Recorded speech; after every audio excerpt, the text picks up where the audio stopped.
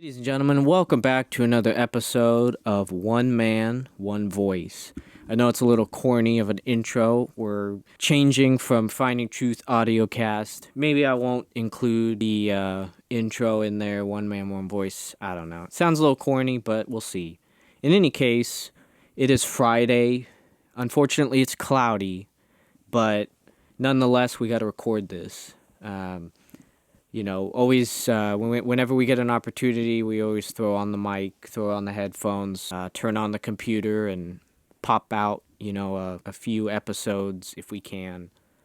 But today, I just wanted to, I think, talk about, some things I've learned through my 20s. Some things that, maybe people in their young adult lives, 18, 19, could learn or should know. And I think it's important to know these things just because it'll help you in the long run. You won't be finding these out the hard way, because oftentimes it feels like, people in their 60s, 70s will be giving you advice, but they'll say, oh yeah, it took me, X amount of years. And it's usually some long amount of years to learn.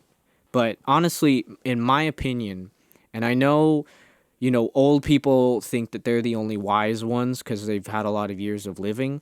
Man, there are some stupid old people. I mean, stupid. Like, lack of common sense, don't know their left foot from their right arm people. And I'm not going to follow what an old person says. I'm not going to follow an old guy who laughs about being with women. Like, there's nothing to be proud about. It just shows that you don't have any type of respect for women. You just want to be, going around with one woman to another woman. That's what it shows. And I don't care if you're old or not. Like, I'm not following you. I'm not following anything that you say. And yeah, man, I don't know. I just tired of this mindset of, oh, they're old, they know so much more than me. Yeah, that's true. You get to your 40s, 50s, you know more than a 20-year-old. But if you want to be wise, you don't necessarily have to be old. If you want to be wise, you need to have an open mind. You need to be looking around you as, what's going on around you. You need to be aware of it. You need to take in information. You need to learn from your mistakes, from your success stories, but mostly from mistakes because that's where you learn the most. And you need to always be working on yourself because the moment that you stop, the moment that you say that you're good is the moment that, that's it. I mean, you're fooling yourself if you think that you're good. You don't need to work on yourself. You're going to be working on yourself till the day you die. That's just how it is. And if you don't want to do that, then you're not going to make much progress in your life. And that might be hard to hear maybe for some, but that's the truth. And I don't really like people who try and soften the truth because it wastes time. Yeah, it hurts in the moment. But the way I think about it is, emotions change constantly. They're changing all throughout the day. Somebody's mean to you 1 second and you're hurt. Somebody comes to you next second and they compliment you and you feel better about yourself. Your emotions are constantly changing. So if somebody has to hurt you in order to get the point across, then maybe that needs to happen. And that's hard to say, but maybe it needs to happen. But in any case, here's the rule. Here's the first thing I learned, from 18 to my later 20s. Number one, nobody's coming to save you. Right? No one is going to be your knight in shining armor.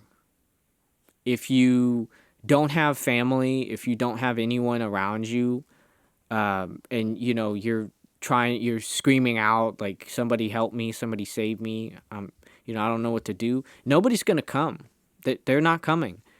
And I mean, you just have to deal with it on your own, as hard as that is. Whether you're homeless, whether you're living alone, whether you're living with others, ultimately you're on your own. Because at some point, those people are not going to be around to save you. You're going to be by yourself. So that would be the first thing I would say, is that no one's coming to save you. And that's not meant to scare people. That's not meant to seem like something is, like, oh man, like, what do I do? Like, no one's coming, to help me. They're not mind readers. Like, you go to the doctor and you have a serious problem, or you have a problem that's persistent and it's not going away. If you just go to the one doctor and he says, I don't know what's wrong with you, and you leave it at that and you go home, they're not going to call you and say, oh, I know that you went to the doctor, or, and we need, we want to help you out. We want you to get better. Like, the only way that they would say that is if you said, hey, I want to go see a specialist. Then they would be like, oh, okay, well, let's get him into the specialist. Then they'll call you. If you want to work, a job isn't going to call you. You have to first put in the effort. They're not going to just call a bunch of random numbers and be like, hey, sir, do you need work? No, that's not how the world works. And I think that's what people get wrong, is that, they think, oh, somebody's coming to save me. Nobody is. Like, you turn 18, actually even before then, like, you need to learn to be self-reliant. You need to be able to rely on yourself. And as someone who was, like, if you have, like, low self-esteem, or you have, you were always told what to do, not that, like, somebody necessarily sheltered you, but they told you everything you need to do, like a soldier in the military. You get on your own at 18 and you're lost. Because you're so used to someone like, well, what are my orders? What do you want me to do? Okay, I need you to go do this and then do that. But as soon as that stops and somebody's like, okay, I need you to be adult, it's like, well, what do I do? Well, I don't know how to make a decision. Then you'll have to learn through failure, through making bad decisions. Number 2, I would say, is save your money. Don't buy things you don't need. It's okay to buy some stuff here and there, but you don't go all out. If you get a good job, save. Because people don't think about the emergencies that happen. People don't think about the car breaking down, or, the bills. They just see in that moment, like, oh, like, I get to go on vacation. All right, I can go on vacation. And then they'll do that. They'll put their money into that, and then they get back and they don't have any money for stuff they need. So, even if you save, like, I think it's like $100 a month. If you put $100 a month into your savings over a certain amount of time, you'll have like $1 million. And of course, this is going to take a long time. But think about that. Like, you could save up. At the very least, you could have an emergency savings, because if something bad happens, then you have the funds for it, or a lot of funds. So that's number 2. I'd say number 3 is, understand, like, well, I'll say this. Be careful about who you hang out with. Be careful about who you affiliate with. Whether that's online, on like YouTube, if you're watching videos, if you follow people, or just people that you hang around with, whether it's work or just outside of work. Because they shape you. They will. They'll have an effect on you, a negative or positive.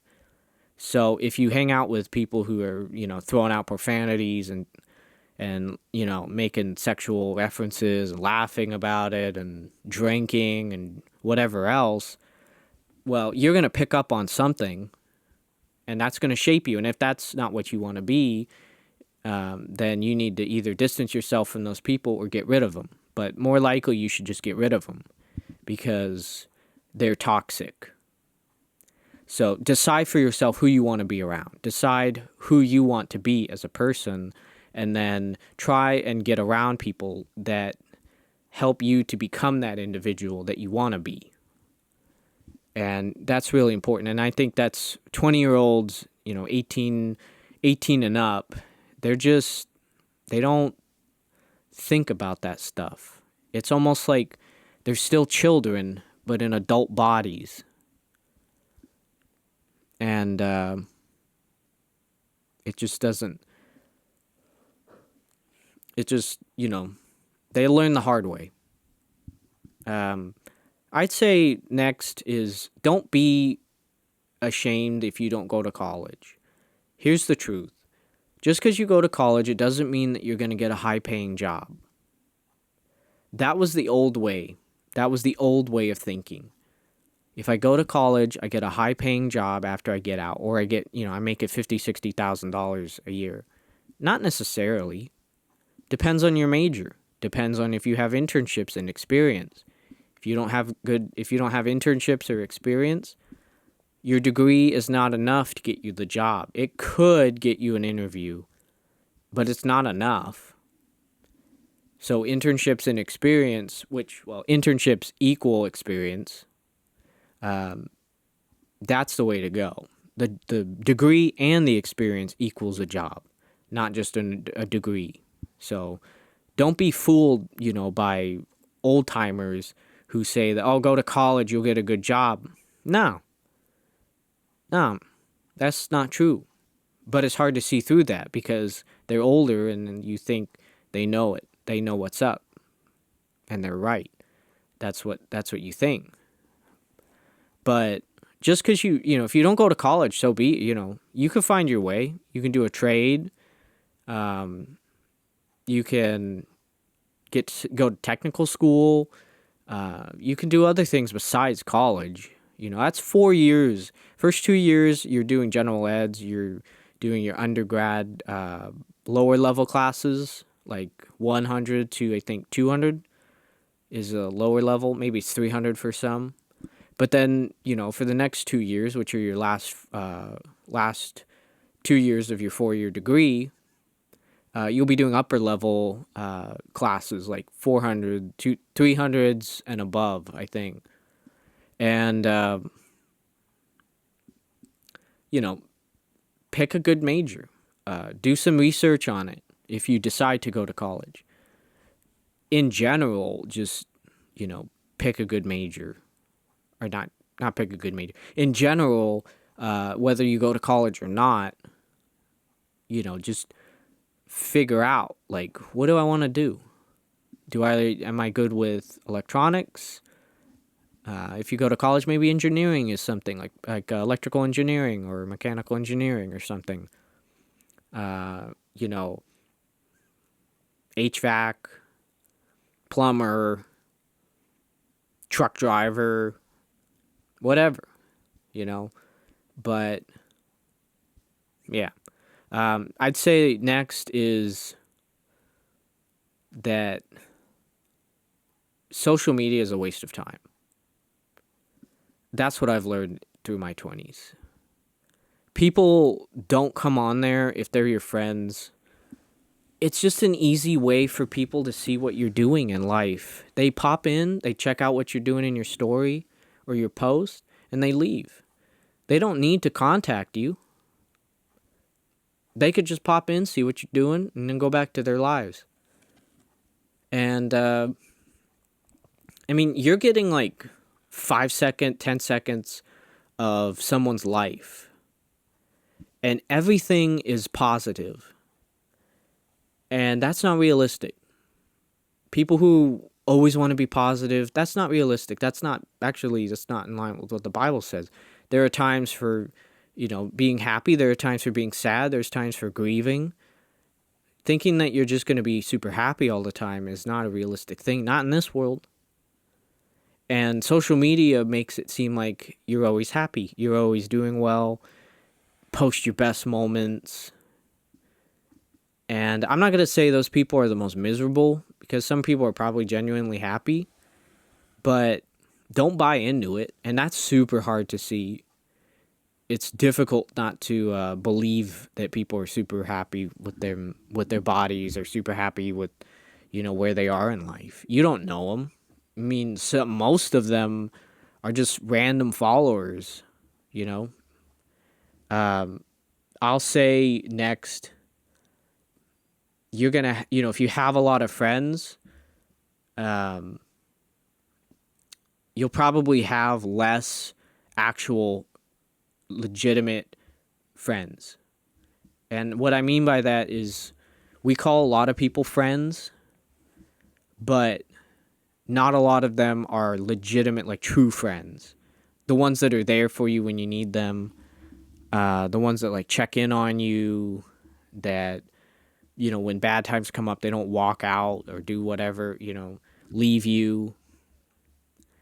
They're not the ones that are with you when things are good and then gone, when things are bad. Testing friendships is important. Seeing who's real, who's a true friend, will help you weed out the ones that are just there for the good times.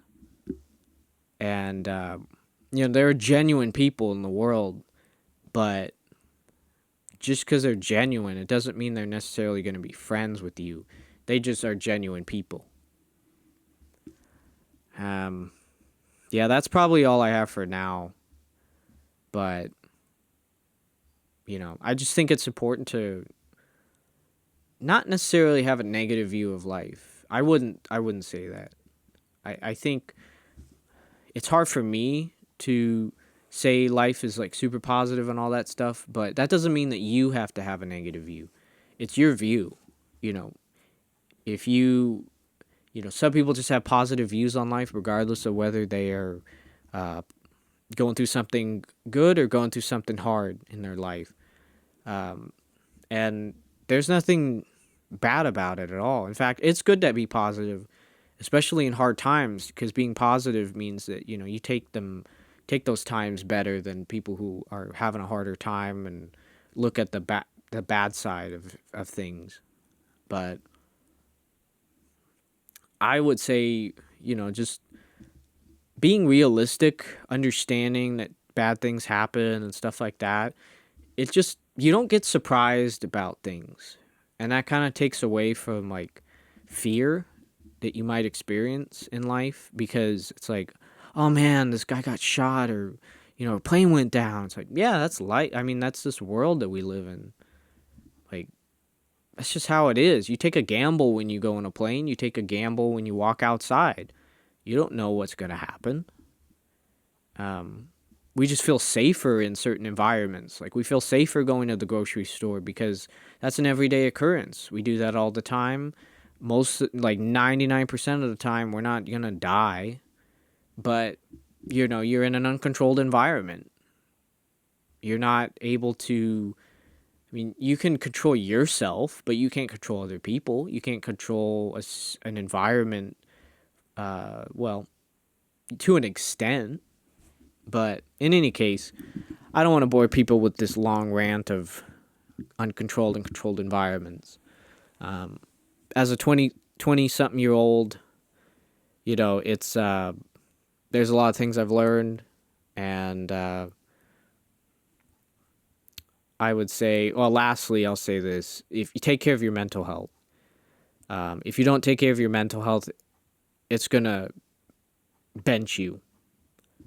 And you might be a supercharger, hard-hitting guy, girl, but, mental health goes out, that's it.